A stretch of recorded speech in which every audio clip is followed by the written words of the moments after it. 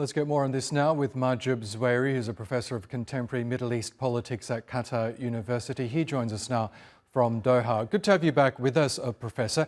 Can I just bring up a point that our correspondent Nizar Sadawi made just a moment ago, that today's display of what appeared to be a solemn and quite dignified handover of Israeli bodies to the Red Cross is in stark contrast to the scenes of Palestinian victims, the tens of thousands of Palestinians who've been killed under the 15-month Israeli assault on Gaza. Very little fanfare for the tens of thousands of Palestinians who were died. It really didn't enter the consciousness of many around the world, including those in Israel. Does today's events really underscore the fact that there is this inequality between Palestinian lives and the lives of Israelis?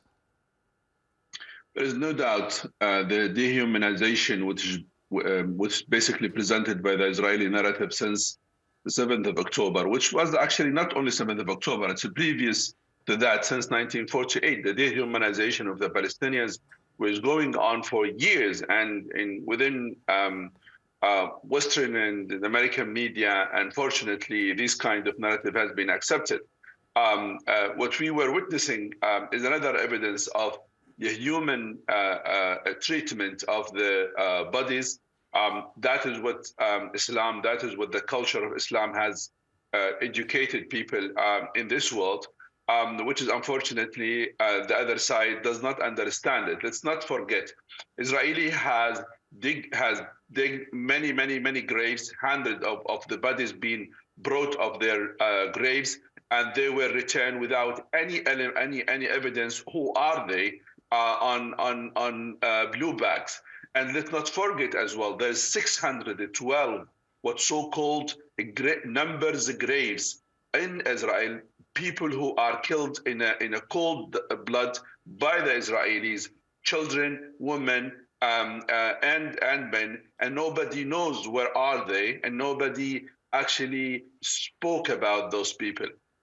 These are an important wake-up call to this hypocritical world, to at least wake up to the fact that there is a people called Palestinians. They are living under occupation. They were dehumanized by Israel, which is basically acting as basically in a Nazi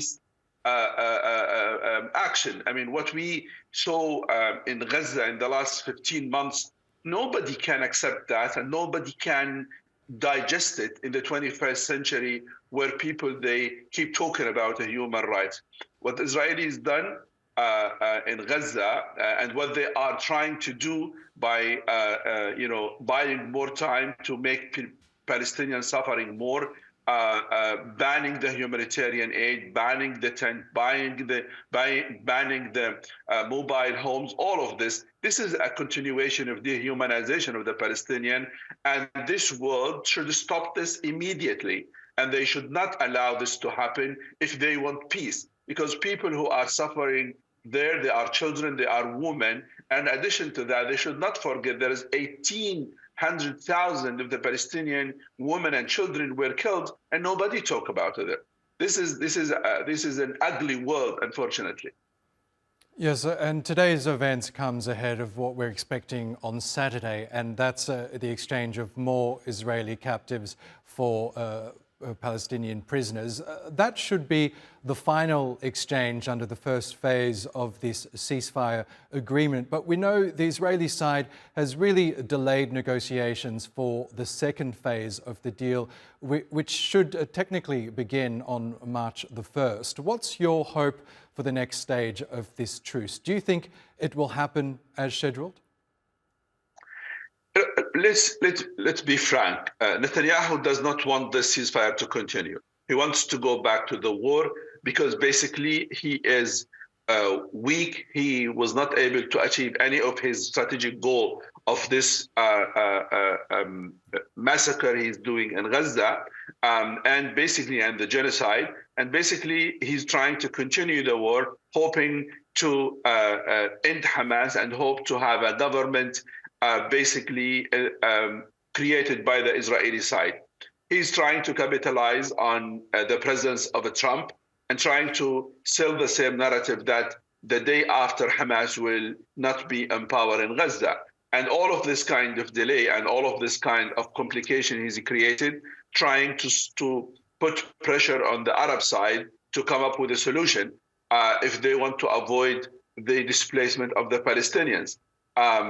I think Netanyahu personally and his right-wing government, the only way they can survive, the only way they can stay in power is to keep this war going on. And I think what we will be witnessing in the second phase is very tricky and very important.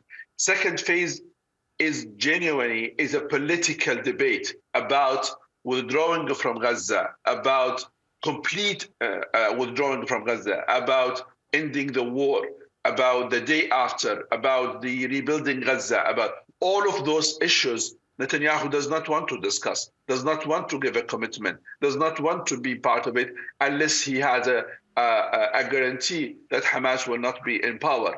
And in reality, he's failing day by day. I mean, the show today, another reminder to him that they are there, they are strong on the ground, and they have done another show which is will keep him upset until Saturday for another show as well. So there is no doubt that without intervention, a serious intervention from international community, changing of the behavior of Trump and the Europeans, and bringing more pressure on him, unfortunately, it's likely that conflict will continue, and the genocide that the Israelis is committing toward Gaza is likely to continue in different ways. I'm not saying that the war will go back as it was.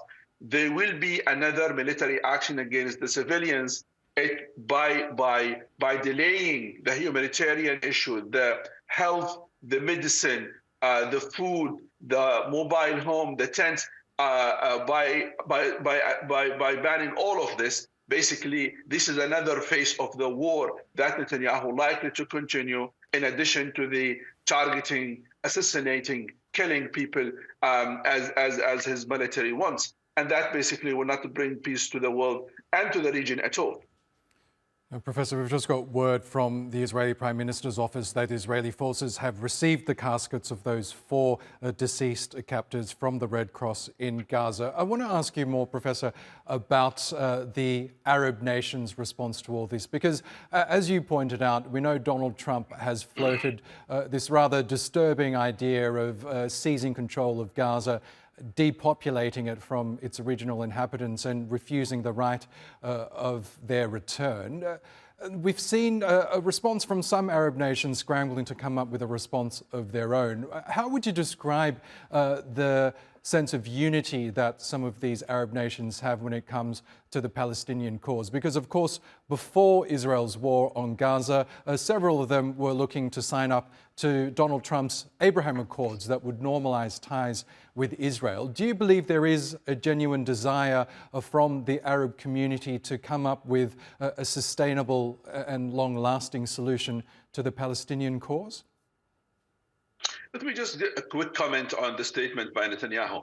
Netanyahu believes in his action that this is his own battle, that this is a war. So basically, he has to come and say and make statement about every detail, and that shows you how much this issue matters to him and to his political future. And if you will see more statement until those people being taken to their families and then taken to their graves. So that tells you how much the whole war, it's a personal matter to Netanyahu. When it comes to Arab nations, there are 2 main things makes Arab states, especially countries around Palestine. One is the concern over the displacement, is forcing Palestinians to leave. That has been tested, approved to be danger on their security and stability. And if they allow it today, it means they will be allowed tomorrow to force more Palestinians to leave. And by doing so, basically you are ending the right of return that international law has acknowledged to the Palestinians. So Arab countries, they have no choice but to work hard to stop the Israeli plan to force Palestinians to leave Gaza, even if they have differences between them. Of course, we know there are countries close to Israel and they have deal with Israel, but even those, if they are able today to control their public opinion, there is no guarantee they can control it next day or next week or next month or next year. So they don't want any instability within their own political sphere. So what the Arabs are trying to do now is coming up with a plan that at least allowing Palestinians to stay in Gaza, trying to push for an exit strategy, which basically responding to the concern and to the desire of Netanyahu and Israel-Hamas should not be in power. And Hamas has acknowledged that they don't want to be in power. However, they don't want to have a government in the hands of Israelis. They want a Palestinian technocrat government, and they can participate like other Palestinians because they are Palestinians. Because if they are, and they want to shut up the narrative of Netanyahu saying that they should not be in power. They say, we are a Palestinian, we live in Gaza, we have the right to participate, but not necessarily lead. That proposal should be forced on Netanyahu, and he should not win by saying, no, I need only those names, those people who can follow the instruction from Tel Aviv. And that is the issue Arab states should solve and should bring Trump on board and say, look, this is the solution if you want a regional stability. If you want to listen to Netanyahu will not bring any stability to the region, neither to the American interest. The second point, which is very, very, very important, which is basically international community and international law and the United Nations should intervene not to allow this to happen. Because now UNRWA is being shut down, which is basically taking care of millions of the Palestinians in Jordan and Lebanon and Syria. And now who will take care of those people? Secondly, if they allow this to happen in Gaza, you have another million in West Bank where those people will go. So those players should intervene, should bring back the international agreement and remind international court that genocide is going on, but another meaning. Okay, Professor Mahjoob Zweiri, we will have to leave it there. Always really good to get your analysis. Thank you again for joining us. Thanks, Oscar.